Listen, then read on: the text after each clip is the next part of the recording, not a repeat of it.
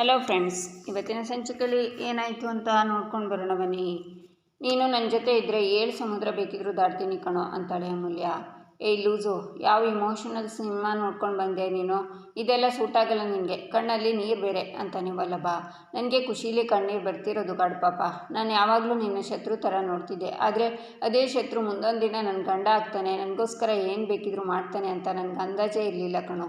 ಈ ಕಣ್ಣೀರು ಏನು ಗೊತ್ತಾ ಪಾಪ, ನಿನ್ನ ಮೇಲಿರೋ ಆ್ಯಟಿಟ್ಯೂಡ್ ಕಣೋ. ಮಾತಲ್ಲಿ ಆಚೆ ಬರದೆ ಕಣ್ಣೀರಲ್ಲಿ ಆಚೆ ಬರ್ತಿದೆ ಕಣೋ ಅಂತಾಳೆ ಅಮೂಲ್ಯ. ನಿನ್ನ ಮುಖದಲ್ಲಿ ಒಂದು ಕೋಪ ಇರಬೇಕು, ಇಲ್ಲ ಸಂತೋಷ ಇರಬೇಕು. ಈ ಥರ ಕಣ್ಣೀರನ್ನು ನನ್ನ ಕೈಲಿ ನೋಡೋಕ್ಕಾಗಲ್ಲ. ಅದು ದುಃಖಕ್ಕಾಗಿರ್ಬೋದು ಅಥವಾ ಖುಷಿಗಾಗಿರ್ಬೋದು, ಯಾವತ್ತಿಗೂ ಅಳಬಾರ್ದು, ಓಕೆ ಅಂತ ಅವಳು ಕಣ್ಣೀರನ್ನು ಒರೆಸಿ, ಟೈಮ್ ಆಯಿತು, ಈಗ ಹೋಗಿ ಮಲ್ಕೋ, ನನಗೊಂದು 2 ಕಾಲ್ ಇದೆ, ಮುಗಿಸ್ಕೊಂಡು ಬರ್ತೀನಿ ಅಂತ ವಲ್ಲಭ ತಿರುಗಿ ಫೋನಲ್ಲಿ ಮಾತಾಡುವಾಗ ಅಮೂಲ್ಯ ಮುಂದೆ ಹೋಗಿ ವಾಪಸ್ ತಿರುಗಿ ವಲ್ಲಭನೇ ನೋಡ್ತಾ ಓಡಿ ಬಂದು ಹಿಂದಿನಿಂದ ಅವನ್ನ ತಪ್ಕೋತಾಳೆ. ಶಾಕ್ನಿಂದ ವಲ್ಲಭ ನೋಡ್ತಾನೆ, ನಂತರ ಕೈನ ಬಿಡಿಸಿ ತಿರುಗಿ ಅವಳನ್ನೇ ನೋಡ್ತಾ, ಯಾಕೆ ಮತ್ತೇನಾಯಿತು ಅಂತಾನೆ ವಲ್ಲಭ. ಸಾರಿ ಕಣೋ ಪಾಪ, ನಾನು ನಿನಗೆ ಎಷ್ಟು ಸಲ ಥ್ಯಾಂಕ್ ಯು ಹೇಳಿದ್ರು ಸಾಕಾಗ್ತಿಲ್ಲ ಕಣೋ. ನೀನು ಇವತ್ತು ಅಜ್ಜಿನ ನೋಡೋಕ್ಕೆ ಕರ್ಕೊಂಡು ಹೋಗಿದ್ದೆ ಅಲ್ವಾ, ಅಲ್ಲಿ ಅಮ್ಮ ಇದ್ದರು, ನಾನು ಅಮ್ಮನ ಜೊತೆನೇ ಮಾತಾಡಿದೆ, ಅಮ್ಮ ನನ್ನ ಜೊತೆ ಇಂಡೈರೆಕ್ಟಾಗಿ ಮಾತಾಡಿದರು. ನನಗೆ ಆವಾಗ ಎಷ್ಟು ಖುಷಿ ಆಯಿತು ಗೊತ್ತಾ, ಅದಕ್ಕೆಲ್ಲ ಕಾರಣ ನೀನೇ ಕಣೋ. ಥ್ಯಾಂಕ್ ಯು ಸೋ ಮಚ್ ಕಣೋ ಅಂತಾಳೆ ಅಮೂಲ್ಯ. ಅಪ್ಪ ದೇವರೇ, ಈ ಹುಡುಗಿದು ಥ್ಯಾಂಕ್ ಯು ಕೇಳಿ ನನಗೆ ಸಾಕಾಗೋಗಿದೆ, ಸ್ಟಾಪ್ ಮಾಡೋ ಕೇಳಪ್ಪ ಅಂತಾನೆ ವಲ್ಲಭ. ಏನು ಗೊತ್ತಾ, ದೇವ್ರು ನಮಗೆ ಒಳ್ಳೇದು ಮಾಡಬೇಕು ಅಂತಂದರೆ ನಾವು 108 ಸಲ ಜಪ ಮಾಡಬೇಕು ಅಂತ ದೊಡ್ಡವ್ರು ಹೇಳ್ತಾರೆ. ನೀ ನನಗೆ ಒಳ್ಳೇದು ಮಾಡಾಗಿದೆ, ಅದಕ್ಕೋಸ್ಕರ ನಾನು ನಿನಗೆ 108 ಸಲ ಥ್ಯಾಂಕ್ ಯು ಹೇಳಬೇಕು ಅನ್ನಿಸ್ತಿದೆ ಅಂತಾಳೆ ಅಮೂಲ್ಯ. ಆಯ್ತಮ್ಮ, ನಿನಗೆ ಅರ್ಧ ಗಂಟೆ ಕೊಡ್ತೀನಿ, ಎಷ್ಟು ಸಲ ಥ್ಯಾಂಕ್ ಯು ಹೇಳಬೇಕು ಹೇಳ್ಕೊಂಡ್ಬಿಡು ಅಂತಾನೆ ವಲ್ಲಭ. ಅಮೂಲ್ಯ ನಗ್ತಾಳೆ. ಆಯ್ತಲ್ಲ, ಹೋಗಿ ಮಲ್ಕೋ ಪ್ಲೀಸ್ ಅಂತಾನೆ ವಲ್ಲಭ. ಪಾಪ, ಇನ್ನು ಒಂದೇ ಒಂದು ರಿಕ್ವೆಸ್ಟ್ ಕಣೋ ಅಂತಾಳೆ ಅಮೂಲ್ಯ. ಮತ್ತೇನಮ್ಮ ನಿಂದು ಅಂತಾನೆ ವಲ್ಲಭ. ಅದು ನನಗೊಂದು ಆಸೆ ಇದೆ ಕಣೋ ಅಂತಾಳೆ ಅಮೂಲ್ಯ.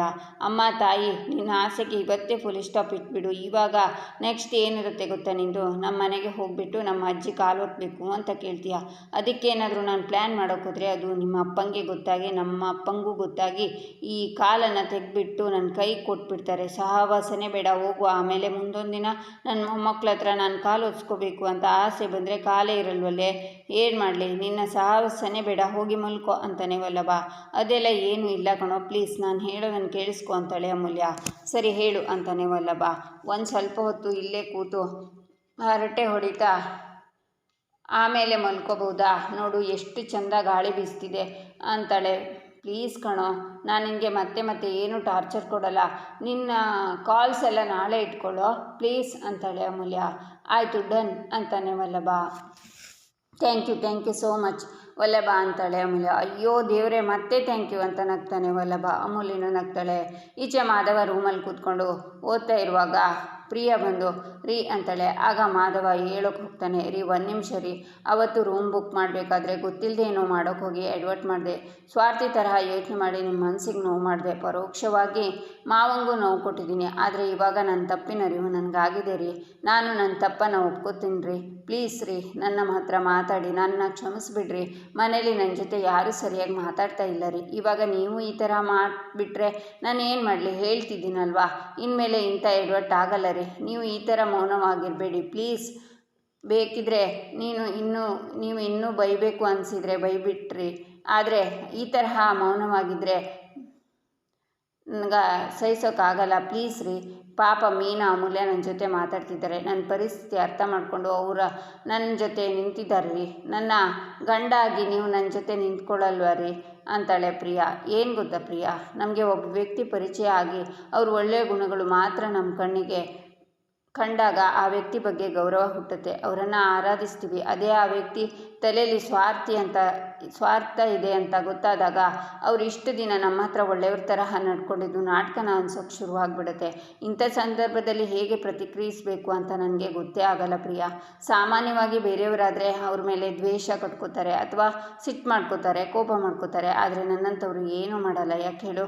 ನನಗೆ ನಿನ್ನ ಪ್ರೀತಿ ಮಾಡೋದು ಬಿಟ್ಟರೆ ಬೇರೆ ಏನೂ ಗೊತ್ತಿಲ್ಲ ಪ್ರಿಯಾ. ನನಗೆ ನಿನ್ನ ಮೇಲೆ ದ್ವೇಷ ಕಟ್ಕೊಳ್ಳೋದಾಗಲಿ ಕೋಪ ಮಾಡ್ಕೊಳ್ಳೋಕ್ಕಾಗಲಿ ಆಗಲ್ಲ ಪ್ರಿಯಾ.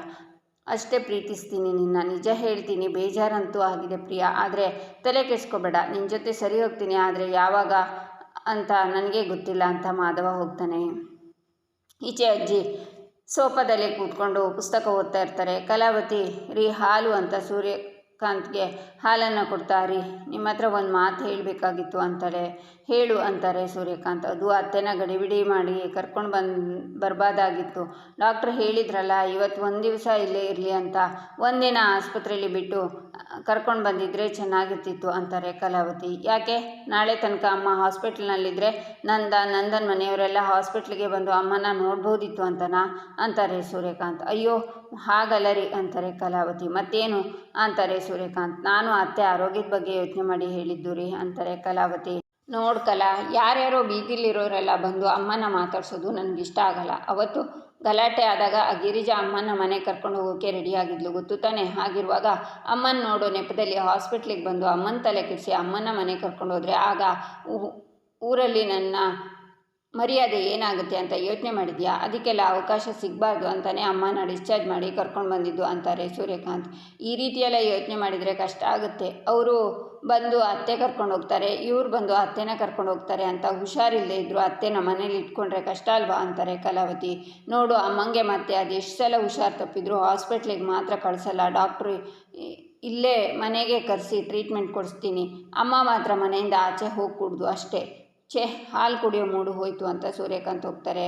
ಅದನ್ನೆಲ್ಲ ಕೇಳಿಸ್ಕೊತಿದ್ದ ಅಜ್ಜಿನೂ ಬೇಜಾರಿಂದ ಅಲ್ಲಿಂದ ಹೋಗ್ತಾರೆ. ಈ ಹಿರಿಜೀವಕ್ಕೆ ಬೇಕಾಗಿರೋದು ದುಡ್ಡು ಐಶ್ವರ್ಯ ಅಲ್ಲ, ಪ್ರೀತಿ ಅನ್ನೋದು ಇವರಿಗೆ ಯಾಕೆ ಅರ್ಥ ಆಗ್ತಿಲ್ಲ ಅಂತಾರೆ ಕಲಾವತಿ.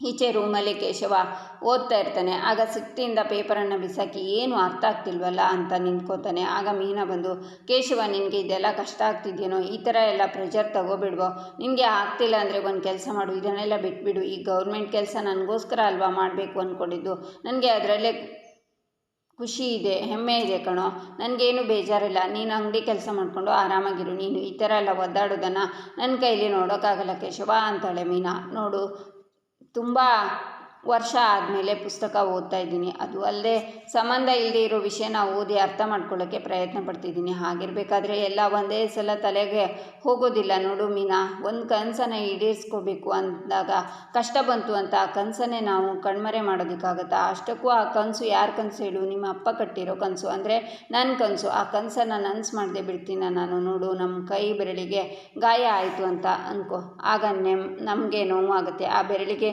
ನಾವು ಔಷಧಿನ ಹಚ್ಚಬೇಕೇ ಹೊರತು ಆ ಬೆರಳನ್ನೇ ಕತ್ತರಿಸ್ಕೊಳ್ಳೋಕ್ಕೆ ಹೋಗಬಾರ್ದು. ಹಾಗೆ ನಮ್ಮ ಗುರಿ ಮುಟ್ಟುವಾಗ ಸುಮಾರು ಅಡೆತಡೆ ಬರುತ್ತೆ. ಹಾಗಂತ ನಮ್ಮ ಗುರಿನ ಬದಲಾಯಿಸ್ಕೋಬಾರ್ದು. ನಾವು ಹೋಗೋ ದಾರಿನ ಬದಲಾಯಿಸಿ ನಾವು ಗುರಿನ ನಾವು ಮುಟ್ಟಲೇಬೇಕು. ಈಗ ಕಷ್ಟ ದಾರಿಲಿದ್ದೀನಿ, ಸುಲಭದ ದಾರಿಗೆ ಸಿಗುತ್ತೆ. ನೋಡ್ತಿರು, ನಾನು ಕಷ್ಟಪಟ್ಟು ಓದಿ ಗೌರ್ಮೆಂಟ್ ಕೆಲಸನ ಸಂಪಾದಿಸ್ತೀನಿ. ಆಗ ನನ್ನ ಮಾವನ ಮುಂದೆ ನಿಂತು ನಾನು ಗೌರ್ಮೆಂಟ್ ಕೆಲಸಕ್ಕೆ ಸೇರಿದ್ದೀನಿ, ವರದಕ್ಷಿಣೆ ಕೊಡಿ ಅಂತ ಕೇಳ್ತೀನಿ ಅಂತಾನೆ ಕೇಶವ. ವರದಕ್ಷಿಣೆನಾ ಅಂತಾಳೆ ಮೀನಾ. ಹ್ಞೂ, ನೀವು ನಿಮ್ಮ ಮಗಳನ್ನ ಮಾತಾಡ್ಸೋದೇ ವರದಕ್ಷಿಣೆ. ಮಾವ ಮಾತಾಡಿಸಿ ಅಂತೀನಿ. ಆಗ ನಿಮ್ಮ ಮಾವ ಮಾತಾಡಿಸ್ಲೇಬೇಕು. ಏನಂತೀಯ ಮೀನಾ ಅಂತಾನೆ ಕೇಶವ. ಮೀನಾ ಅವನ್ನ ತಪ್ಕೋತಾಳೆ.